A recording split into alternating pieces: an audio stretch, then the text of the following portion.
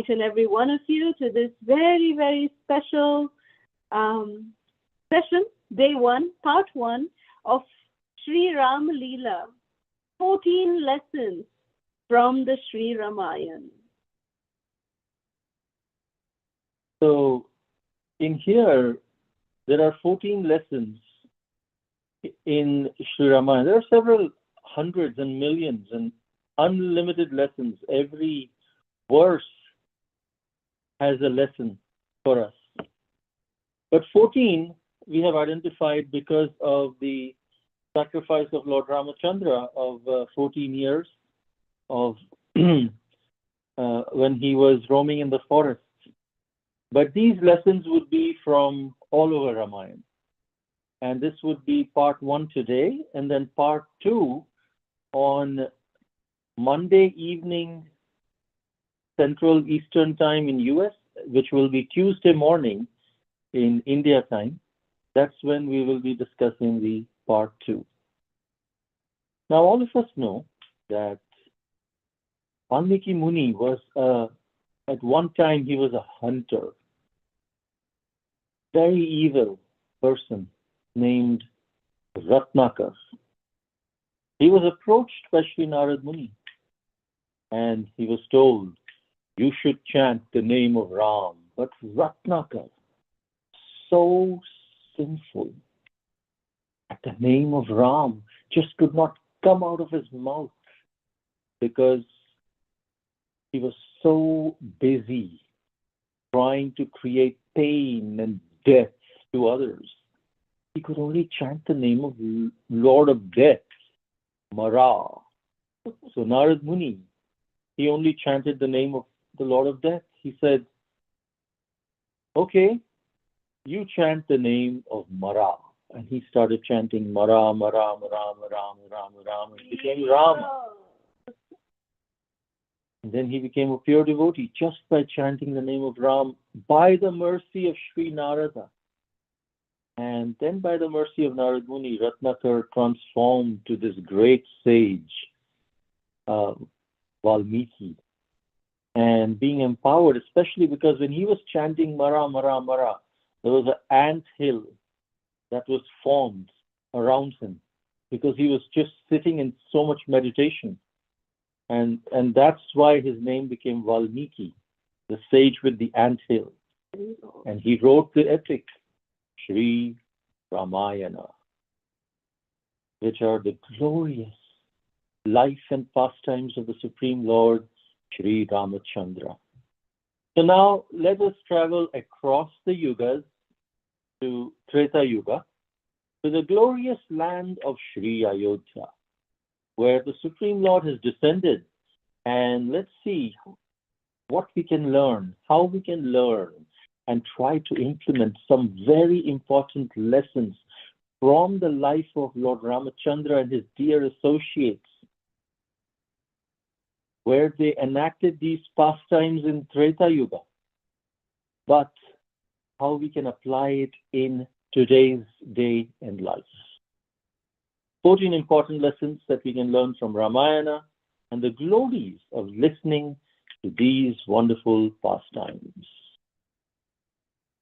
So there is a verse in Sri Ramayana about Sri Ramayana is Bharjanam Bhavabijanam Arjanam Sukha Sampadam Arjanam Yamadutanam Am Rameti Garjanam. Hari Hari. Which means that when loudly the names of Lord Rama are chanted, Bharjanam Bhavabijanam, which means the seed of material existence is roasted.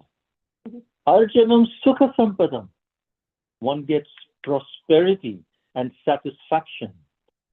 Tarjanam Yamadutanam, Yamadutas run away when loud names of Lord Ram are chanted. So here's what we will start with today by taking darshan of this beautiful Sri Ram Lala of Ayodhya Dham. We will start the 14 important lessons that we are trying to identify and, most importantly, apply in our day-to-day lives. Ramayana is from the Treta Yuga, so many people say, oh, what happened in that day and age is not applicable in today's day. How is it possible? But let us see how these lessons that we learn from Sri Ramayana, they are indeed applicable in today's day and age as well. So the first lesson that we learn from Sri Ramayana is the power of association.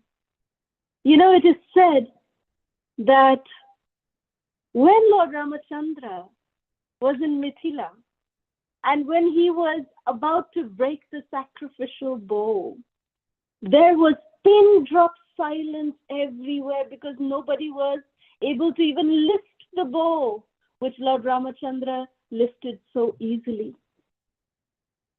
But when he was trying to put the rope, it's called the pratyancha, when he was trying to string the bow, at that time, Lord Ramachandra, knowingly, he actually broke the sacrificial bow of Lord Shiva. So when that happened, when the bow was broken, we can see here that the people around are actually falling down. Why? Because there was such a tumultuous sound. It was as if the universe was shaking. That was the gravity of the sound that was created, the way the bow was broken. It was as if, millions and millions of thunderstorms were striking at the same time. It was such a thunderous sound that we can see here how people are actually dropping almost unconscious by the deafening sound. But Mother Sita, in her mental state, Mother Sita was deeply in association with her Lord Ramachandra, and she was not at all affected. You can see her in this picture also, that she's standing just as if deep in meditation. That tumultuous sound did not seem to affect her at all. She was absolutely not affected by what was going on around her. This teaches us, Mother Sita, through this act of hers, is teaching us how not to be affected by external circumstances. Our external circumstances may be such that the life may be crumbling around us. There may be so many things going on, but our meditation on the Supreme Lord, our focus on thinking about the Supreme Lord, chanting Hare Krishna, that should not be deterred under any circumstances. Any external circumstances should not deter us from being absorbed in the service and thoughts of the Supreme Personality of Godhead. This is what we learn, how to be associated with the Supreme Lord always in a good way. In a favorable way. Favorable way. and that's the power of association of the thoughts of the Lord, of the names, holy names of Sri Ram. It was a known fact that in Ayodhya that Mother Kekai loved Lord Ram more than her own son Bharath. And how could she become so evil? How could she banish Lord Ramachandra? It is only because of association, her association with mantra. So this is one lesson we learn from Sri Ramayana. Who we give our ears to, we should be very careful. Because hearing and the power of that association, the consciousness with which we hear and the consciousness with which the words are transmitted, they affect us very much. Second lesson that we learn is we must be attached to service, not the position. We must be attached to serving and not the service as well. Correct.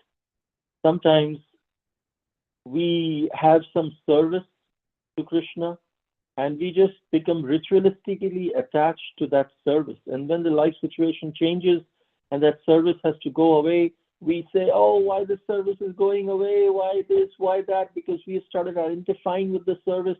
And what this lesson is, let's be attached to serving the Lord in whatever way we can, in whichever way we can perform that service, not necessarily attached to that particular form of service. Lord Ram was willing to become the king as a service to his father, Maharaj Dashrath. The same time, when the same Maharaj Dashrath asked him to go to the forest, he was willing to also do that, go to the forest as a service to his father. He was more attached to serving his father than a particular service of being the king. And that is why the mission of our life, we have to go a little, zoom out a little bit, and understand that the mission of life should be to vanquish the demoniac tendencies in our heart. Because Lord Ram's purpose is to kill the demons. And that was fulfilled by his banishment to the forest. That's why we understand even extreme reversals, if taken in proper spirit, it will help us fulfill our mission. For example, the law of gravity is only in effect in the Earth's sphere, but it is not in any effect beyond the Earth. So, similarly, laws of material nature act only in material consciousness, not in spiritual consciousness. Harivo. So now moving on to the third lesson that we learn from Sri Ramayana, that the understanding the fact that the Lord, the Supreme Lord, is the proprietor, and also the sacrifice of love. Bhagavad Gita, Krishna says, Bhoktaram yagya tapasam sarva loka maheshwaram, in the 5th chapter, text 29 of Srimad Bhagavad Gita. So Maharaj Bharath, we say Maharaj Bharath, he was, instructed not only by Maharaj Dasharath to become the king, but also by Lord Ramachandra himself, instructed that Bharath, my dear brother, go and rule the kingdom of Ayodhya on my behalf. Do that. And when I come back, I will take back the kingdom. But, Bharath, his loyalty to Lord Ramachandra, his sacrifice of love towards Lord Ramachandra was so much that he actually installed the padukas, the footwear of Lord Ramachandra, on the throne of Ayodhya. He was merely the caretaker. He was, not considering himself the proprietor. The caretaker just acts according to the will of the owner. So Bharat was just simply acting like a caretaker. He never considered himself to be the rightful, king to rule the kingdom of Ayodhya.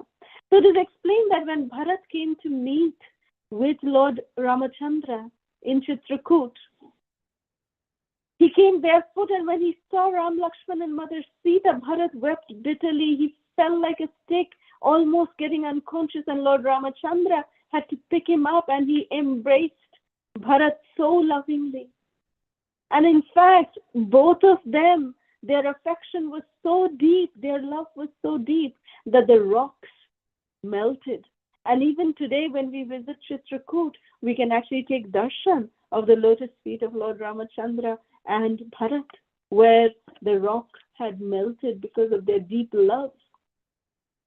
So Bharat actually insisted on Lord Ram to return back to Ayodhya, but the Lord convinced Bharat that both of them should fulfill the orders that their father had kept the promise. So Bharat, faithfully, he returned to Ayodhya, but he did not stay in the palace. He actually set up a same little thatched hut in the outskirts of Ayodhya, and he enthroned the padukas, the footwear of Lord Ramachandra. he enthroned them on the throne of Ayodhya. So Bharat actually rejected his rightful title, his prestige, the honor, but he accepted the responsibility and he performed all his duties perfectly. So Bharat actually showed us how to follow even the teachings of Lord Chaitanya. In fact, how Lord Chaitanya teaches us in Shikshastakam that na dhanam na janam na sundari. This principle that nothing belongs to me. Bharat actually exemplified that in his own life. And every day, Bharat, when he would go to take bath at the Sarayu River early in the morning, the people of Ayodhya would actually throw stones at him. They would criticize him. They would call him names. That they would blame him that because of you and your mother, that Lord Ram is not here in Ayodhya. But Bharat, he never retaliated. He never ever, protested. He would just accept whatever criticism also that he was getting. He would just accept it very gratefully as the mercy coming from the Lord. And this didn't happen to him just 1 or 2 days. It happened to him every day for 14 long years. So this is the integrity, this is the sincerity, one of the greatest lessons that we learn from the Ramayana, that no amount of criticism, no amount of false propaganda, no amount of negativity should ever affect our spiritual life and our devotional practices. The next lesson we learn is how to look for victory in defeat. And this is the story of Jatayu's integrity. Because we understand the real success is not the profit that we get, but how to please the Lord. Jatayu, he lost his life fighting for Lord Ram, but he achieved the purpose of his life, to please the Lord. It's better to lose and win than to win and then lose. No one likes to lose. When we find ourselves losing, we often try to team up with someone stronger so we can then together emerge victorious. When people start worshiping God, they hope that, hey, I am losing, but God is always victorious. Let me align with him and he will help them win the battles. And the world's scriptures, everywhere, all different scriptures, they contain this celebrated narrative of how the devotees have overcome Herculean odds simply by the grace of the divine, by divine grace. Still, scriptures also contain alternative narratives wherein the devotees are defeated externally.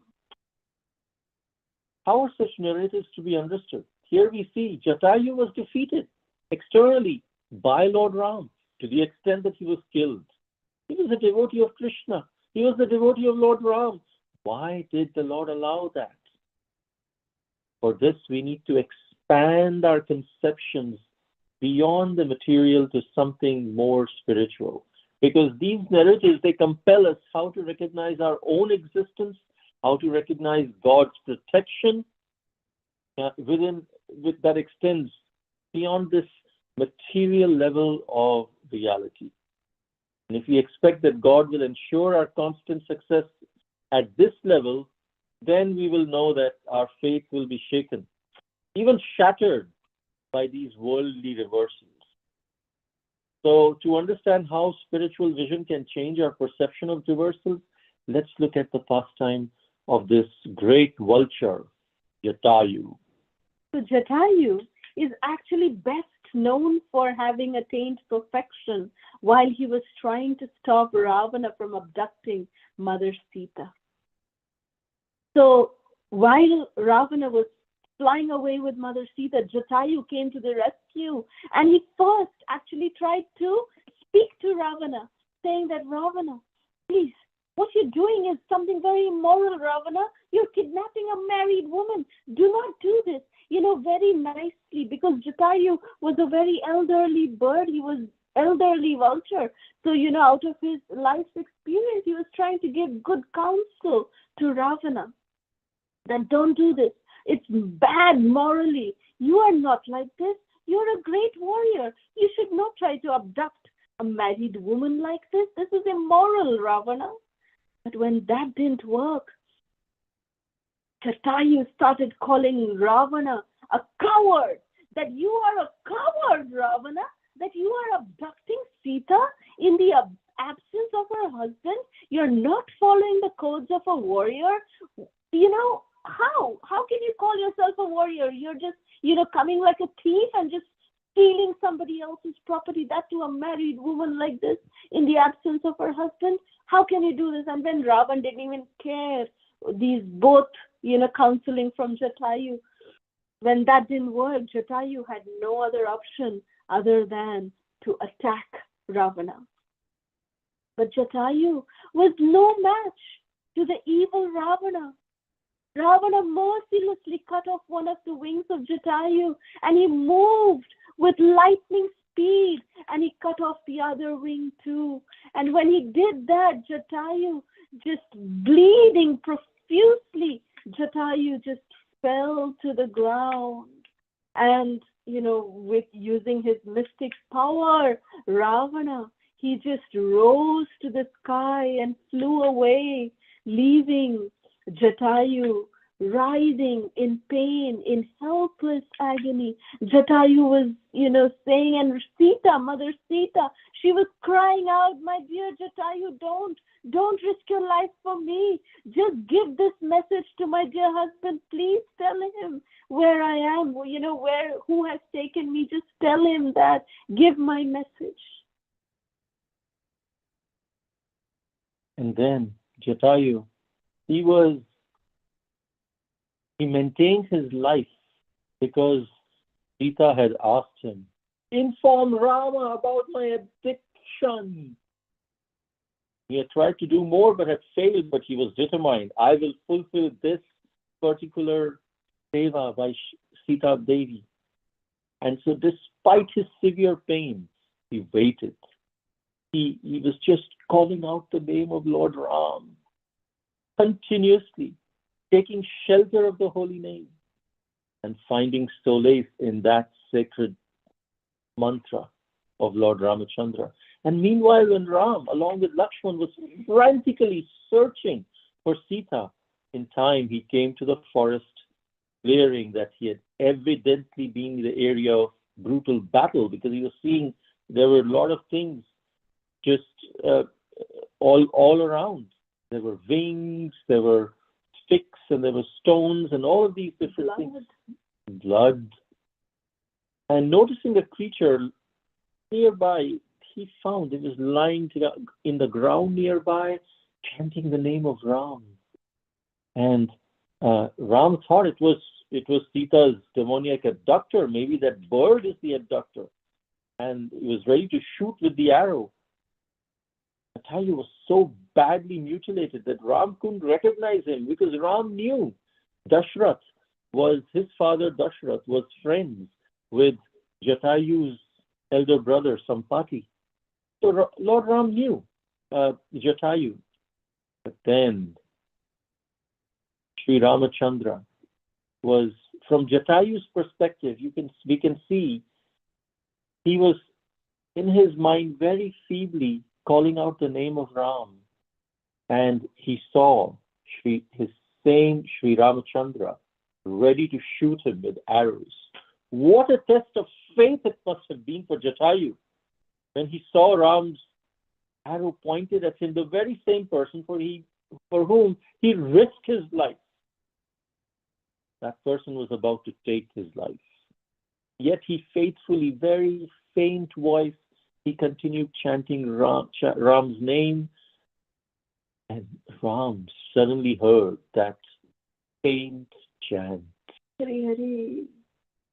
Immediately Lord Ramachandra lowered his bow and observed carefully, coming very nearby, and he came and recognized, oh my dear Jatayu. He ran and embraced Jatayu, and with his last few breaths, Jatayu explained what happened. And Jatayu, the last words that came out of his mouth was, I'm so sorry, my dear Ram, I could not protect my daughter Sita.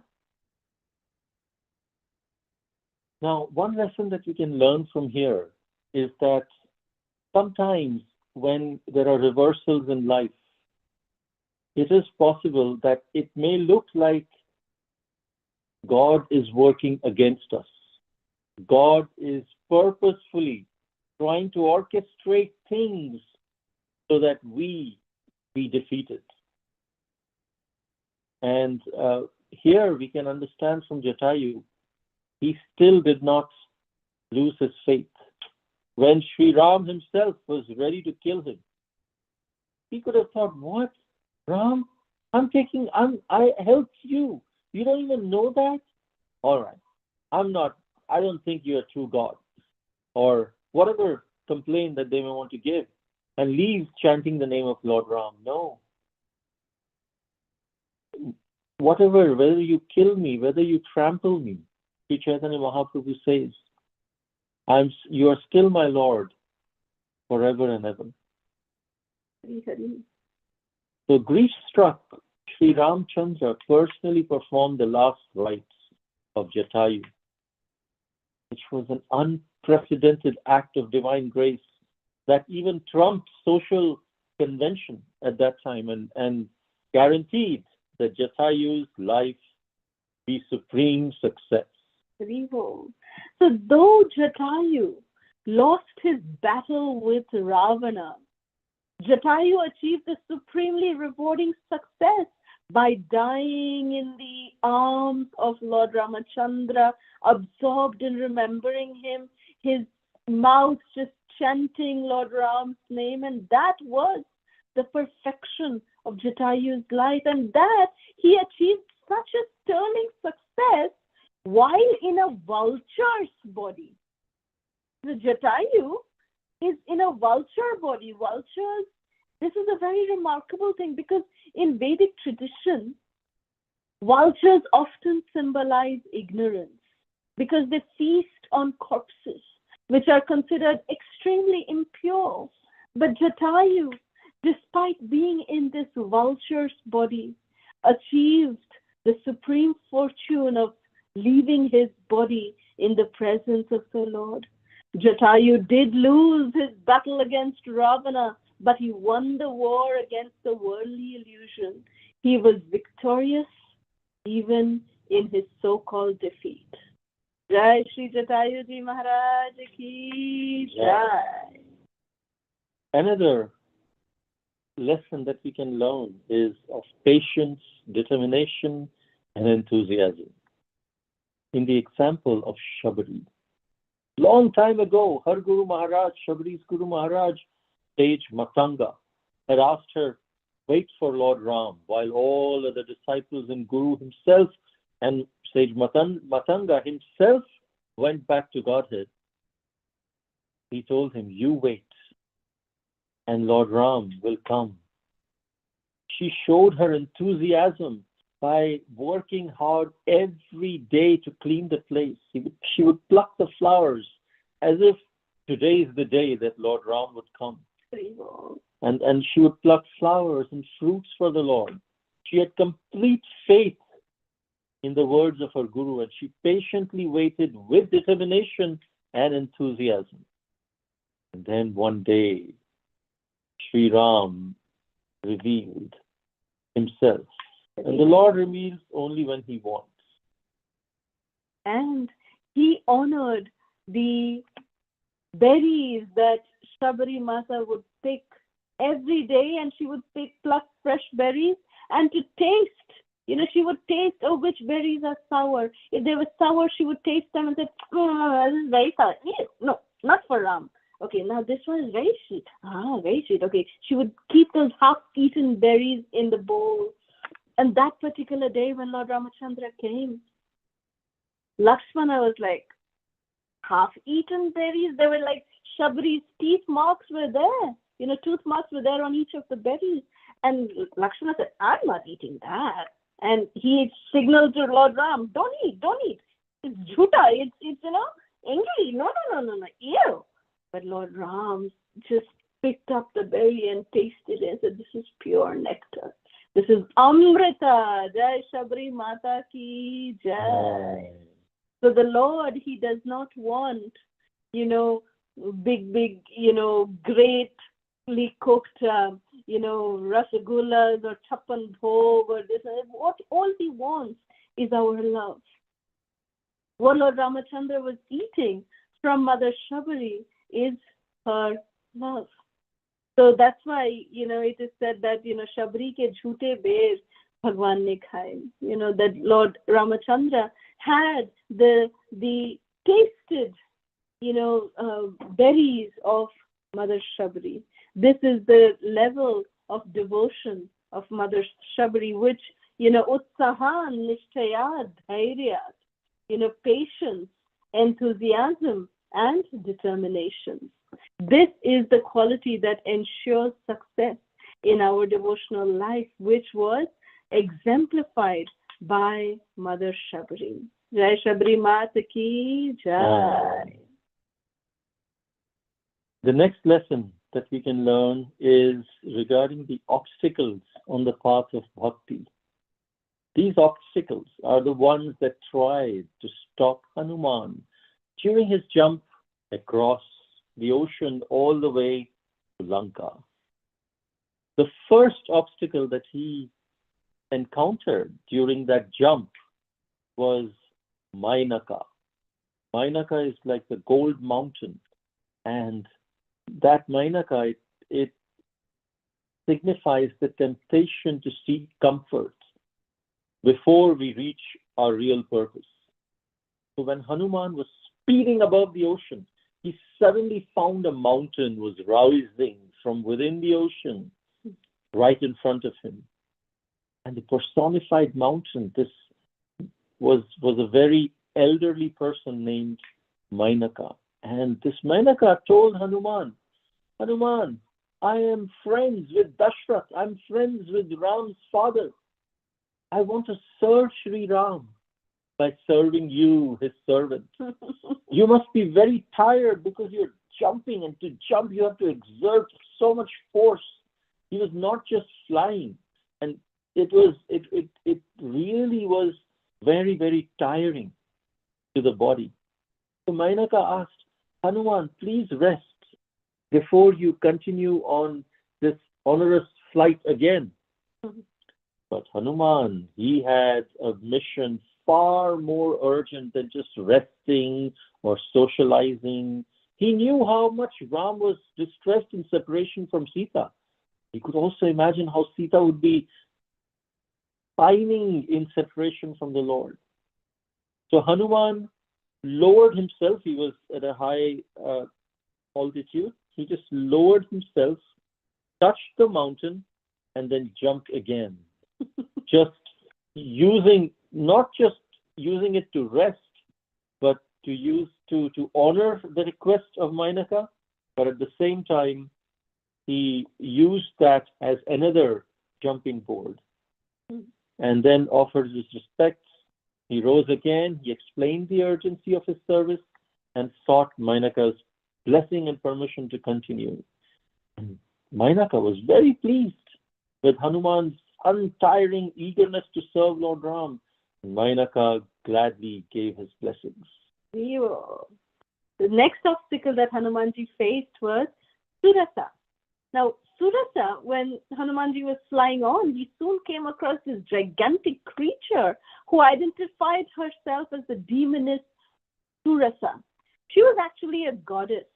She was the mother of the Nagas, the great serpents, and she had actually been asked by the Devatas to come and test Hanuman specifically for his strength and intelligence. The two resources which he would really need in his further service to Lord Ram. So Devatas had sent her that go and test Hanuman. So then Surasa told Hanuman that she was going to devour him, and he had no chance to escape because she had been blessed by Lord Brahma that any creature going by that area where she is, if they don't enter her mouth, then, that creature cannot pass by. That was the benediction that Lord Brahma had given. So Hanuman said, okay, I will come inside your mouth. Open your mouth, open your mouth.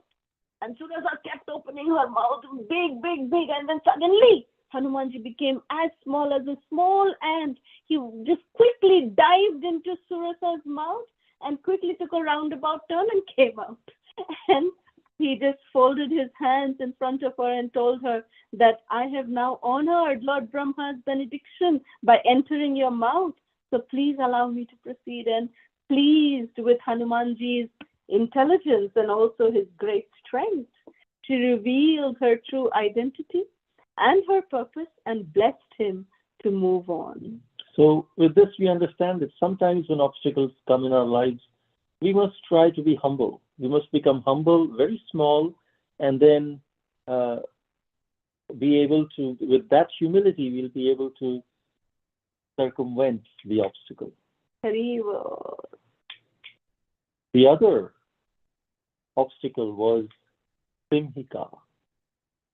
When Hanuman was flying on or jumping on, he suddenly found himself paralyzed, right in the air. He was stuck in the air. And he strained to his fullest extent to come out. Just couldn't move forward. So he looked down. What's going on? And he saw a hideous demoness right in the ocean named Simhika.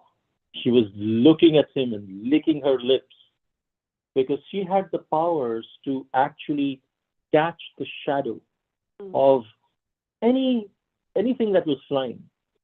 And she saw Hanuman's shadow on the ocean. She caught the shadow, thereby arresting his progress.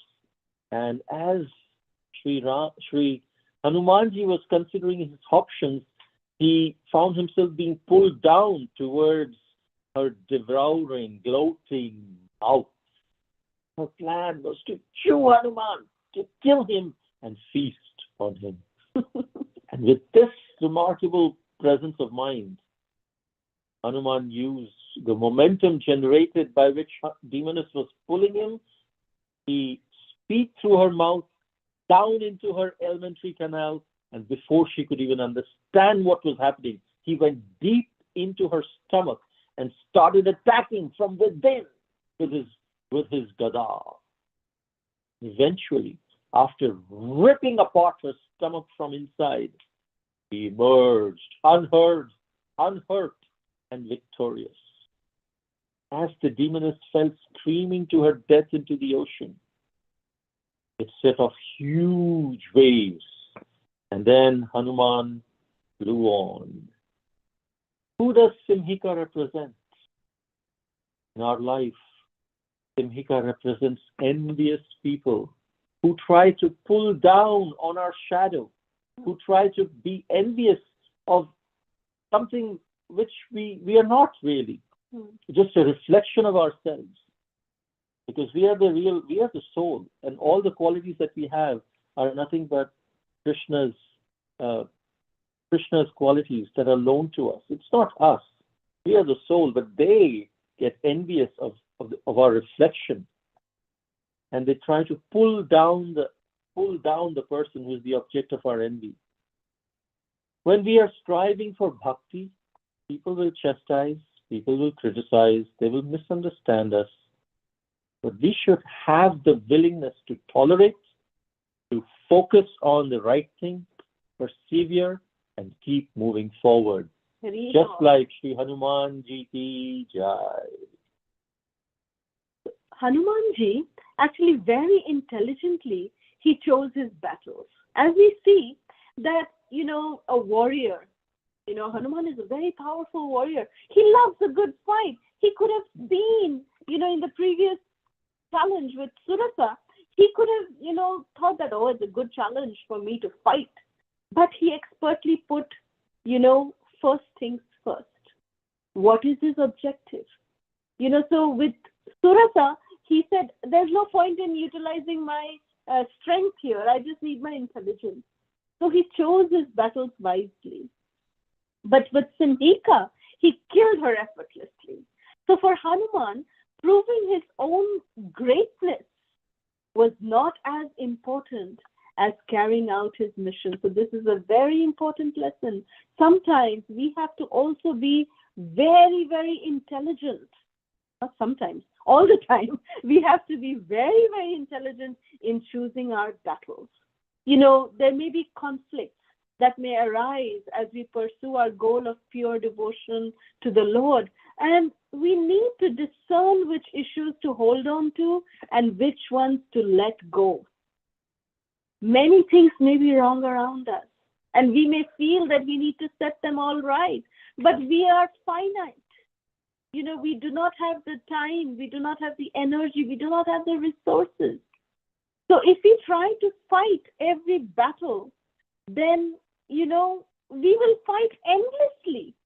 We will drain ourselves completely. We will not do even things that we could have done.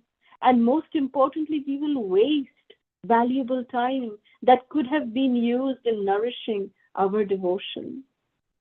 So we must be very, very intelligent, and that intelligence will come when we actually associate with senior devotees who by their experience can teach us the experience of life and give us the intelligence by which we can be, have the choice to choose our battles very wisely. So finally, when Hanumanji reached Lanka, he actually, as soon as he reached Lanka, he confronted another demoness called Lankini, who was protecting Lanka. And it is said that he just, Hanumanji, he just, gave a severe blow under the ear of Lankini. And she just fainted by that one blow. So he slapped that demoness and she just fainted. But here also, he didn't wait for the demoness to wake up and then again complete the battle, because he had the most important mission in his mind, that he has to go and find Mother Sita.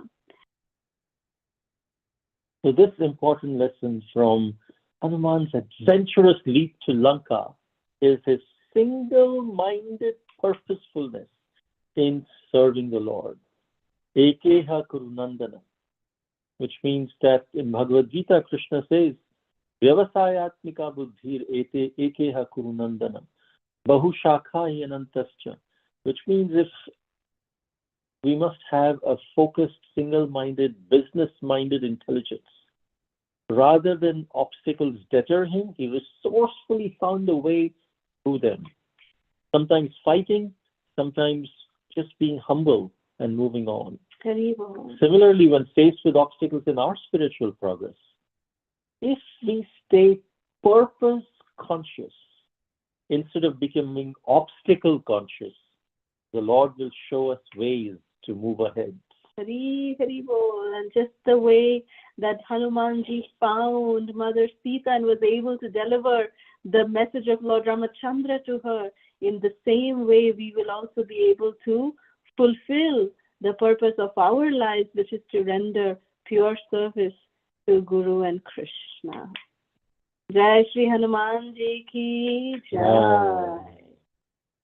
The other lesson that we can learn, and which would be the last lesson for today, before we continue next time on Monday evening and Tuesday morning India time, that arrogance cannot understand well-wishers.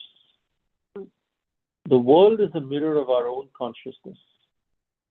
Let's look at two different pastimes. One pastime was when Lord Ramachandra was lifting the bow, when he went to get Sita's hand. And the other is when Ravana was being counseled by Mandodari. Here we will see the difference between confidence and arrogance. When Vishwamitra Muni asked Sri Ramachandra to go and pick up the bow of Lord Shiva, Sri Ramachandra went. No one else was able to pick it up. Sri Ramachandra knew he could pick it up, but he first very respectfully glanced at Vishwamitra, to ask for permission. Can I touch it? And Vishwamitra said yes. Mhm. And so then he touched the bow with a lot of reverence for Lord Shiva, with a lot of respect for his guru, Vishwamitra. And then after he touched it, he inspected it for a while. And then he looked at Vishwamitra again, asking permission. Can I lift it? And Vishwamitra said yes. And he then lifted the bow and broke the bow again. Now, this bow was actually not, the reason why this bow was there to be picked up was because when Sita was very little, she actually had picked up this bow, which was very heavy in her childhood. And so her father said, her husband better be able to pick up this bow as well. And so that's why this whole thing was arranged. And here we can see Sri Ram was confident and respectful. But on the other hand, when Mandodari was telling Ravana that please don't go for, return Sita back to Lord Ram. You don't know who you're playing with. You're playing with fire. And Ravana was doubting the intentions of Mandodari. Mandodari may be envious of Sita. That's why she's just saying. But actually, he was envious of Lord Ram. And Ravana was thinking, Vibhishan was disloyal, taking the side of Lord Ram. But actually, he himself, Ravana, was disloyal to Kuvera. So that's because of his arrogance. The difference between arrogance and confidence is respect. Very wrong. Arrogance is confidence with disrespect for others, disregard for others, disregard for others' good intentions. And so we are not able to discern when we are arrogant who is our well-wisher, who is not. But when we are confident, we are in our abilities, but not arrogant, we are able to see, this person, he understands my weakness. I should take help from him. This person, he may not be understanding. So that is the difference between arrogance and confidence. And in arrogance, we cannot understand our well-wishers. When we think we know, we are not willing to listen to good counsel because of disrespect. Spiritual progress simply means simplicity, humility. If these qualities are lacking, we won't listen, thinking that we know better, just like Ravana. Very wrong. So today's session we will conclude by 3 very special statements. That Lord Ramachandra, it is said that Lord Ramachandra is Anushtan Pradhan. He is Maryada Purushottam Sri Ram. And Lord Ramachandra is Niyam Parayan, he faithfully follows all the principles. That is the qualities of Lord Ramachandra. Lord Krishna, he is Anubhav Pradhan. Krishna gives experiences. He is Leela Purushottam Sri Krishna. So Lord Krishna is Prem Parayan. And when we understand these qualities of Krishna, that Krishna is Prem Parayan and Lord Ramachandra is Niyam Parayan, we understand now also another personality coming in here is Lord Sri Gauranga Mahaprabhu. Sri Krishna Chaitanya Mahaprabhu is Anucharit Pradhan. Anucharit Pradhan means that Lord Chaitanya, by his own example, he teaches us how to become a devotee of Krishna. That is called as Anucharit Pradhan. So Sri Krishna Chaitanya Mahaprabhu is Kripa Parayan. He is the most merciful. Without any reason, without any condition, without any kind of asking for anything in return, Lord Chaitanya is just giving mercy. So this is where we are concluding our session today. We're so sorry. Prabhu had to go down because there's someone at our door. So Prabhu is just going to answer our door, but he will be back. But today we will end our session here. If there's any questions, comments, realizations, or reflections, we can take that now. Thank you all so much. Hare Krishna. We can open up for lunch. Please accept my humble obeisances. All glories to Srila Prabhupada, all glories to Guru Maharaj. Nice lecture, nice lessons, Mataji. Even though we heard the stories before, but you are never tired of listening to them again and learning new lessons every day. Thank you, Mataji, for sharing. Good to see you, Mataji. So you are back at home nowadays? Yes, Prabhu, we are at home now. Okay. Yes, thank you. Wonderful. Hare Krishna, Mataji, Hare Krishna. How are you? Dandavad pranam, Mataji. Dandavad pranam. Thank you, Mataji. Thank you. Thank you. Hare Krishna. Hare Krishna, Mataji. Hare Krishna. Radha Rajamohini. Hare Krishna, Mataji. Dandavad pranam. Please accept my humble obeisances, Mataji. Hare Krishna. Mataji, can I ask the question? Please. Okay. Mataji, Ramayana is completely full of sacrifice. Like, every character in Ramayana is a very, very, very, they're big devotees. But this was happened in Treta Yuga. Yes. Now we are in Kali Yuga. But in Kali Yuga, even if we sacrifice something, or even if we, want be good to others, sometimes people take it for granted. Sometimes people, take it that we might act, or something like that. But how do we reciprocate? How can we make them understand, or realize them, or how can we do that, Mataji?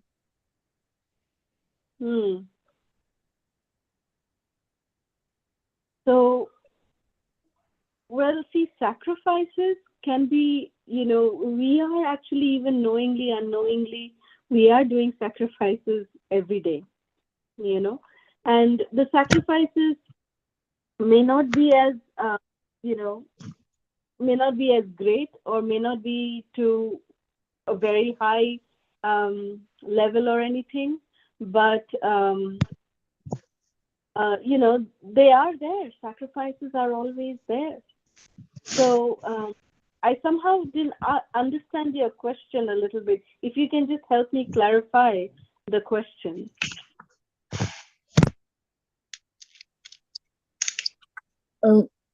That's what, Mataji. Actually, even if we sacrifice now in Kali Yuga, people are not able to understand it, or maybe they could not understand our intentions, or how we are doing, and in why we are doing.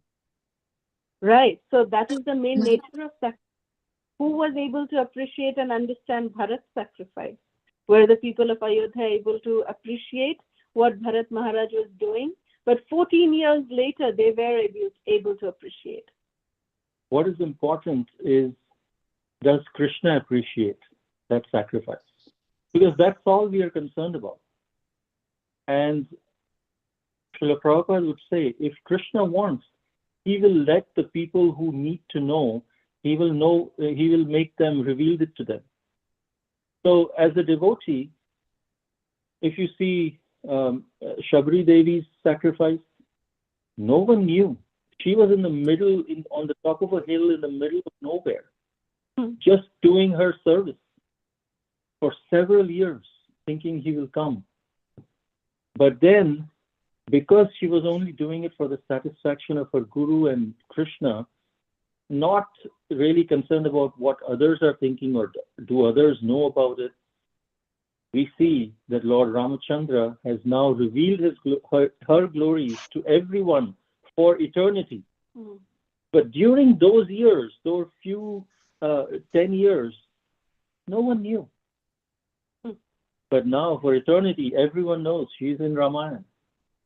So the Lord, we should have faith that Krishna is seeing this. That's who we are really trying to please.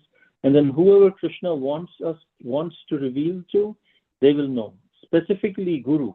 That is the beauty of Krishna consciousness. In our work, when we are doing, we want to please the boss, we have to show, we have to at least say it in certain ways, what we have done, what we have not done, because the boss is not the Paramatma.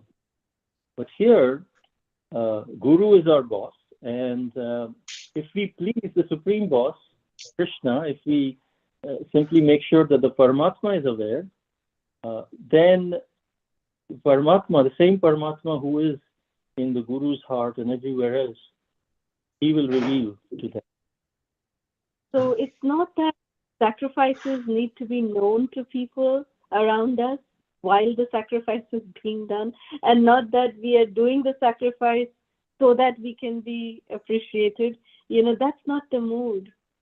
The mood is basically that when we are, genuinely feeling. Bharat Maharaj, he was not thinking that, oh, let me tolerate now. And then, 10 years down the line, when 14 years are over, people will come and appreciate me. I'll go down in history. Even Srila Prabhupada, in his initial years when he was here in New York City in 1965 and 1966, Srila Prabhupada was all by himself. There was not a single soul who was, even there to take care of him. Srila Prabhupada was all alone in this, unknown country with amongst unknown people at the age of 70. Can we imagine? And the United States was not how it is today. It was the 1970s. So Srila Prabhupada's sacrifice, if we think about what Srila Prabhupada has gone through, each and every one of us will cry just thinking about that. But did Srila Prabhupada at that time think that, oh, people will know about my sacrifice? No, Srila Prabhupada at that time was only focused that I have to fulfill the instructions of my Guru Maharaj. Whatever my Guru Maharaj has said, I have to fulfill that. That was his only meditation. That was the same thing with Bharat Maharaj. That when Bharat Maharaj was doing the 14 years of tapasya, he was not thinking that, oh, when Lord Ram will come, I'll get rewarded. No. He was thinking, I have to just do my duty. I have to follow my responsibilities. He was not bothered about what people are thinking. That is the mood of seva. That we are just having a one-pointed attention towards just doing our service selflessly. Hope this answers your question. Very nice question. Yes, Mataji. Hare Krishna Prabhu, Dandavat Pranam Prabhu. Thank you. Thank you, Mataji. Hare Krishna, Dandavat Pranam. Hare Krishna Prabhuji, Dandavat Pranam. Hare Krishna Mataji, Dandavat Pranam. Please accept our humble obeisances. Wonderful class, Prabhuji and Mataji. And so much of nice pictures. Very nice to see those pictures which I've never seen before. And Prabhuji, may I ask you one question, Prabhu, if you, with your permission? Sure. Yes, thank you, Prabhuji. Prabhuji, actually, every yuga is changing, Prabhu, like Satya Yuga, Treta Yuga, because Satya Yuga, everything is more like Satyam, Treta Yuga is more like also like little bit Dharma, Satya is there. And coming to Kali Yuga, everything is changing, Prabhu. So how to take, what we have to take and how to implement in Kali Yuga, because if we follow like Bharata, like for example, Bharata has sacrificed whole his life for Lord Rama. So if we do kind of same sacrifice in Kali Yuga, my brother may not be like that, like to accept it, right? So lot of sufferings, lot of anger, and everything is there in Kali Yuga. So how we take it, what we take it, how to implement in Kali Yuga, Prabhu? Could you please explain me, Prabhu? Yeah, that's a very nice question. We are not expecting that our brothers will be like Bharath if we are not like Lord Ram. We should not expect that our spouse will be like Sita if we are not like Lord Ram. And the spouse should not expect us to be like Lord Ram. We are not like Sita. We cannot expect each other to be of that, but we have that ideal. And while externally we may have to engage in fights and battles to protect our dignity, protect our integrity, and so many different things with even our family members. But what lesson we learn from here is what should be our consciousness internally during that external way in which we are taking care of it. We may be taking care of it externally by being angry, or even by making sure that we are fighting for justice or whatever. But internally, what is the mood? Is it out of revenge? Is it out of arrogance? Are we doing it out of grudge? Or are we doing it out of a sense of duty and love? That consciousness with which they did it, that is what we need to understand from within. That what should be our internal consciousness, such that we are not disturbed by the external outcome. We are fighting. But if we are fighting out of grudge or revenge or arrogance or whatever, that will just contaminate our consciousness. And even if we are externally victorious, it's not real victory. Whereas internally, if we are calm and composed internally, being connected to the Lord, being connected to these lessons that we are learning from Ramayana, that how Bharat Maharaj was internally just focusing on his connection with Lord Ram without any consideration. He was not even offending his offenders, but he was just focused on his connection with Lord Ram. Lord Ram was just focused in his connection with his father Dashrath and Sita and like that. So if we can learn those lessons to be internally aligned in that same way, externally we have to do what we have to do. But what is our consciousness? That is the lessons that we can learn. Like Arjuna, he was fighting in the war externally with passion. You have to fight with passion. But internally, what was his purpose? His purpose, was it greed for kingdom? No. Was it attachment to his family members? No longer, after hearing Bhagavad Gita. It was love for Krishna, because of which he was fighting. So externally, two people who are fighting for justice may look the same, but internally, what is the motivation? What is the consciousness? That's what Krishna is seeing. And that's what we learn from these lessons. And in the long run, we will be successful in executing the purpose of our life if we internally have that consciousness. And that's the art of Bhagavad Gita. That's the art of Ramayana. How to externally face the obstacles of this world while without disturbing our inner consciousness, our inner alignment with Krishna. In fact, that external obstacle, if we are in the right consciousness, it will help us deepen our connection with the humans. Does that address some of your questions? Thank you so much, Prabhuji. Thank you so much. Yeah, thank you so much, Prabhuji. Hare Krishna, Dandavat Pranam. Hare Krishna, Mataji, Dandavat Pranam. Hare Krishna, thank you. Hari Prasad Prabhu? Hare Krishna, Mataji Prabhuji, Dandavat Pranam. All glories to Srila Prabhupada and Gurudev. How are you both of you? After a long time I'm seeing you. I'm missing you a lot. Praying both are doing Very well nice. and trying to. So I believe both of your health is good. And thank you so much, Mataji Prabhuji. Wonderful narration. Many life lessons which I learned today. And whatever I have a question, you answer. Now you have answered here. Certain doubts in doing my service, the devotional service also, without asking a question, and you answered, Prabhuji. Wow, great. That is scriptures behind that one, right? And previously, Prabhuji asked a question. Beautiful answer you gave.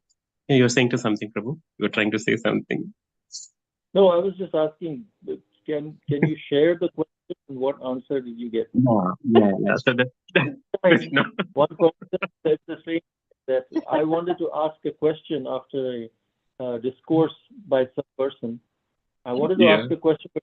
So he said, okay, anyways, can you tell us what the question was? Yeah, Prabhuji. So the one is, the first one is When like will that you stop? attached. My question was, when will you stop speaking? And as soon as you stopped, it was answered. So I hope it was not that kind of a question. No, you said the point is very, very valid one. Attachment to service, not in position. That is very, very good thing for me personally. I'm not taking position in spiritually. I mean spiritual service, because I'm not expecting anything in devotional service. But in materially, sometimes we are, because I'm working in an IT profession, right? Sometimes, not all time. Sometimes I'm attached. Attachments would be there, because in Krishna says, right, we should be detached from our results, right? So that way helped me, that one, how to mend my material life as well. And the second thing is victory in defeat. Wow, beautiful example which you gave, right? Though externally we may think like Jatayu was killed by Ravana, but internally he won the material worldly life, right? Mataji said, right? So in our eyes, we cannot see why Lord is doing that. And recently, yesterday's class also, our Siksha Guru explaining in Shastri class, right? So when Draupadi was disturbed, even Krishna didn't punish the Kurus, right?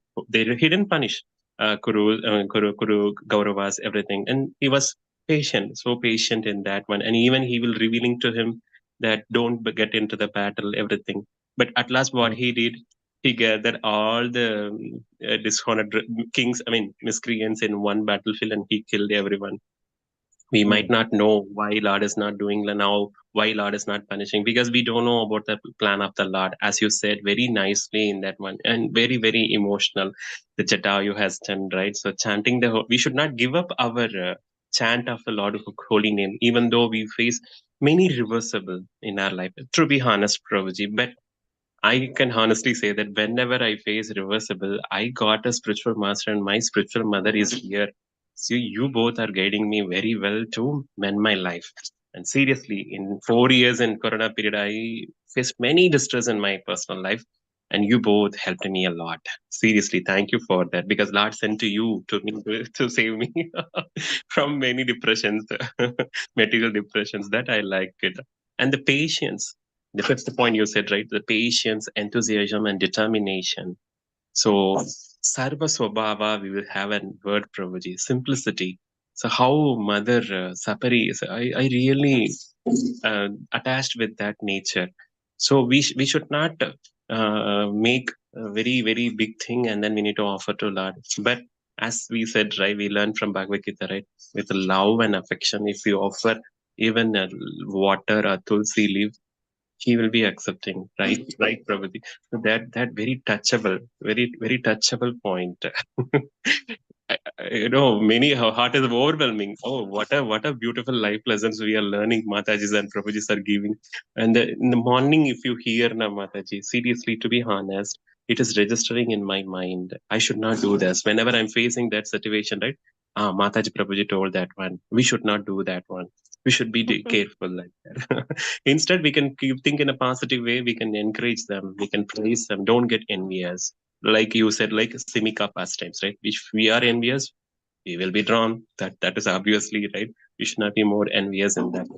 And though obstacle on the path of bhakti, Hanumanji explained you right that example. The Devatas also testing himself, like for his intelligence and strength, power, everything. Wow. Many life lessons. But the PPT presentation is very, very awesome and beautiful. And when you saw the pic, right, Lord Rama. Sorry, bro. That was all colorful pictures. We are learning from you, Prabhuji. You are the master, right? Right, Mataji? You are the master. Thank you so much. Hare Krishna. Thank you. Hare Krishna. That is so much. Hare Krishna. Thank you. Hare Krishna. And Judy, Hare Krishna. Hare Krishna, Jai Jai Shri Radhe. Wishing you Right. both a very, very, and everyone a very, very happy Navratri, and then Ram Navami is coming. I just don't Right. have words to say. There's so much to learn every time we see your classes is there. I just feel we don't know anything. Nothing we know. And it is, everything is, what to say, it's about God. So obviously it is so divine, so blissful. And you both are looking like Ram and Sita today to me, wearing yellow and complimenting each other's always. And just now, everybody is saying, like, Kali Yuga. I think so. You have balanced it so well. Like, whether it is any yug, but all the, like, obviously, I'm waiting for the next seven also. But these seven things, if we just focus on that, any yuga it is there, we have just Yeah. to be single pointed, focus like Hanumanji. And if our determination is only to do the things which please Ram Krishna, I think so we Mm. will be sorted. It is, we are just caught up in Maya and we are just lost. Right. And Right. and then we are just, and it is the concoction of our own mind only, where we take the things and all. Maybe it's not affecting anybody, or it is not affecting. I think so. It is, we get affected on our own, and then we fight with our own battle, our own mind. बोलते ना, मन को ये control जिसने कर लिया, जो स्थित प्रज्ञा. Like, today I was every morning I chant 10 Gita Shloka, and this time it was just the second chapter I was this, and it was about sthit pragya, the desires are the Mm. main culprits. And Right. it's I think so that is the thing which leads us to one desire is fulfilled and one and then we are just caught up in that cycle, you know. And I think so Yeah. I need to hear this class again and again. And if all of us devotees should just hear again and again. And if we cultivate all these things, sacrifice for love, determination, enthusiasm, patience. And as you've mentioned also beautifully, if you see all the devotees, Srila Prabhupada and all the great sannyasis, I see you also as an example. You are now staying in US only just to fulfill the wishes of your guru, and over there you are. So now which Enna Yug? It is Kali Yuga only, but examples are so many. We meet people, we meet devotees. I see Jayapataka Swami's story, you hear it. And we have just to be in, as things like what you said, association is very, very important. When you are now we are in your association, we can think positively. So association is so important. And if the association is of devotees, I think so nothing to look back. And I want to share one realization. I was so fortunate to meet Arun Yogi Raj, who has carved just a week back, who has carved Ram Lala Murti. And when I Mm. met him, we heard his story. It was like I was totally like, just I was just looking and dazed. He was so humble and polite. And Mm. I was just thinking that's why he was chosen by God to make Yeah. to carved his statue. Otherwise, Correct. उस हम भगवान को हमारी तो like he was saying he did his eyes in just 20 minutes. He said Mm. when he carved the eyes, he just took a bath. It was a Brahmurat given by the priest, and he said, "You can you do it in 20 minutes?" He says, "I don't know. Let the Lord decide." He just took bath in Sarayu River. It was in Brahmurat, and he Mm. just came and he said, "I just pray to God, to Lord Rama. Who am I to carve your eyes or anything? You just he and he said, I was just doing it and I was just don't know what was happening. It was just like magic that gold thing. And it was just and when I saw it, I was amazed and I was just not even know. He said, no, I didn't do it. It was Mm. God who just made me an instrument, like a medium, and he just made me to do it. And he was Right. saying when I was carving that thing, every day there were so many monkeys who used to sit and see me when I was doing that. Especially in CCTV footage, one monkey was always there. And I always thought he was Hanumanji looking at whether I'm doing it right or not. So it was so humble, so polite when you're, I think so, it's just the association of the devotees if we are, and we just choose the right people, and I think so nothing to look back. That is my takeaway today. Maybe everybody has their, but we have to hear your classes again and again. So much of hard work you both have put in, the slides and the messages and all the examples. If we take one takeaway also, it will be like, thank you so much for your association, and thank you so much to learn. I think so once a week at least, please do one classes so we remain focused. Yeah, We we're remain working. Yeah, working grounded. towards. We are Yeah, really I know working. you both are very, very busy, especially Bhaiya is very busy. And I know that you are traveling a lot, but still, just to 1 hour class once a week, if it's a thing. And like this Yeah, only, just to guide all of us. This example was beautiful. It was like, I think so. I have to hear it again and again.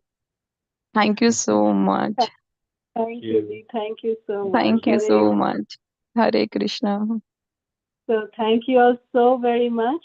So if there's no more questions or comments, we'll conclude our session here today. And we eagerly look forward to seeing you all next week again on Monday evening US time, which is Tuesday morning India time. Thank you all so much. Hare Krishna. Hare Krishna, Mataji. Hare Hare Krishna. Krishna. Jai Jai Shri Radhe. Hare Krishna. Prabhuji, pranams. Hare Krishna.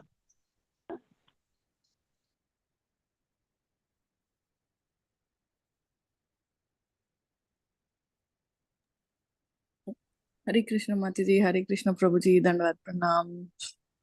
Pranam. Hare Krishna Prabhuji, Hare Krishna Mataji, Dandavad Pranam.